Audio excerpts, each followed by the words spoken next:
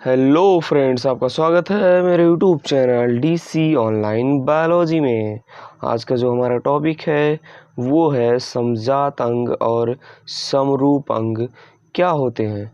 तो चलो स्टार्ट करते हैं देखना कि समजात अंग और समरूप अंग क्या होते हैं। सबसे पहले हम लोग ले रहे हैं समजात अंग को।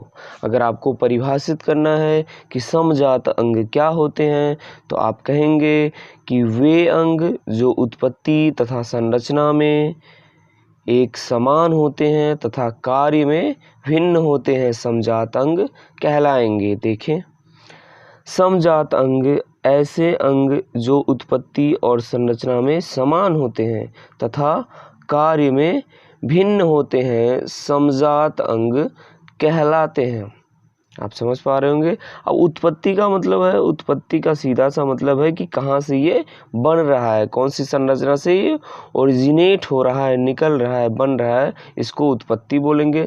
संरचना मतलब उसका आंतरिक संरचना, उसका इंटरनल स्ट्रक्चर कैसा है, अंदर से देखने पे वो कैसा दिखाई देता है, ठीक है, इसको संरचना बोलेंगे। तो अंग जो उत्पत्ति में भी और संरचना में भी कैसे हो, समान हो, इसके कार्य अलग अलग हो सकते हैं, ठीक है। तो ये क्या कहलाएंगे, समजात अंग कहलाएंगे। आप उदाहरण देख लेते हैं हम लोग। देखें, उदाहरण पहला आपको दिख रहा है, पक्षी के पंख तथा घोड़े के अग्रपाद। जो पक्षी होते हैं, बर्ड होते हैं, उनके जो पंख होते हैं, विंग्स, वो तथा जो घोड़े होते हैं, ठीक है, उसके अग्रपाद, घोड़े का अगला पैर या पक्षी के जो पंख होते हैं वो दोनों क्या हैं, समजात अंग हैं। इसका मतलब पक्षी के जो पंख होते हैं वो उत्पत्ति तथा संरचना में घोड़े के अगले पैर के समान होते हैं, लेकिन कार्य दोनों का अलग अलग होता है। पक्षी के जो पंख होते हैं वो उड़ने के काम में आते हैं, जबकि घोड़े का जो अगला पैर होता है वो चलने के काम में आता है, ठीक है। अगला उदाहरण देख लें, मनुष्य की बाजू, मनुष्य का जो आर्म होता है, भुजा होता है वो, तथा गाय के अग्रपाद, ठीक है। कह रहा है कि मनुष्य की बाजू जो है, मनुष्य का जो बाँ है, और गाय का जो अग्रपाद है, वो दोनों क्या कहलाएंगे, वो दोनों भी समजात अंग होंगे, क्योंकि इन दोनों की ओरिजिन, इन दोनों की उत्पत्ति तथा इन दोनों की संरचना कैसी है, समान है। इन दोनों की संरचना और ओरिजिन कैसी है, समान है, इसलिए ये दोनों अंग क्या कहलाएंगे, समजात अंग कहलाएंगे। आगे बढ़ जाते हैं।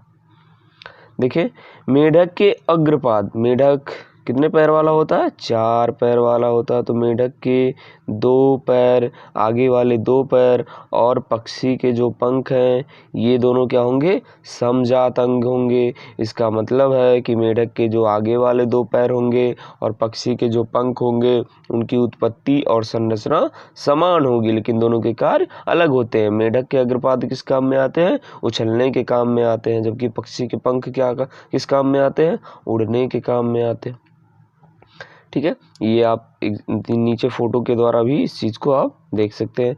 ये रहा मेढक का पैर, अग्र पैर, और ये छिपकली के,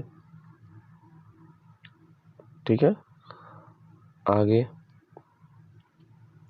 आगे आ जाते हैं हम लोग। ये समजात अंग के उदाहरण थे ऊपर वाले। अब आ जाते हैं हम लोग समरूप अंग पे। तो समरूप अंग बिल्कुल समजात अंग का अपोजिट होता है। इसमें हम क्या बोलेंगे कि समरूप अंग वे अंग होते हैं जो उत्पत्ति तथा संरचना में कैसे होंगे, उत्पत्ति तथा संरचना में भिन्न होंगे, लेकिन कार्य में कैसे होंगे, समान होंगे। आपने क्या देखा, बिल्कुल हूबहू उल्टा है किसका, समजात का। समजात में आपने देखा था कि उत्पत्ति तथा संरचना समान थी लेकिन कार्य अलग अलग थे। यहाँ पे क्या होगा कि उत्पत्ति और संरचना कैसा होगा, भिन्न भिन्न होगा, लेकिन कार्य कैसा होगा, समान होगा। तो इसे क्या बोलेंगे हम, समरूप अंग कहेंगे। उदाहरण देख लें, एग्जाम्पल देख लें इसका। पहला है कीट के पंख और पक्षी के पंख।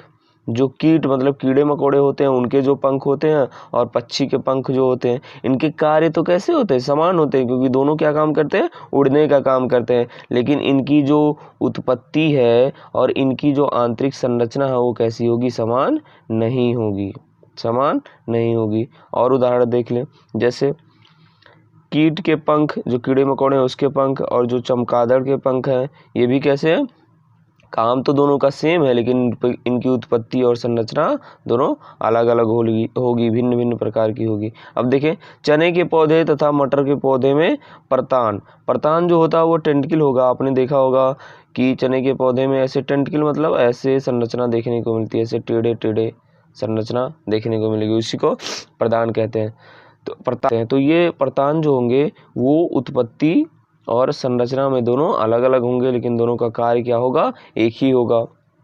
ये सहारा देने का काम करते हैं दोनों, ठीक है। तो मुझे उम्मीद है कि आपको समजात और समरूप अंग समझ में आ गए होंगे। आपको समझ में आता है तो वीडियो को लाइक करें, चैनल को सब्सक्राइब करें और अपने दोस्तों से शेयर करें। और अब आप किस टॉपिक पे वीडियो चाहते हैं वो कमेंट में लिखें, ताकि हम उससे संबंधित वीडियो आपके पास उपलब्ध करा दें, ताकि आप बोर्ड परीक्षा में अच्छे से अच्छे मार्क्स ला सकें, ठीक है। वीडियो देखने के लिए बहुत बहुत धन्यवाद।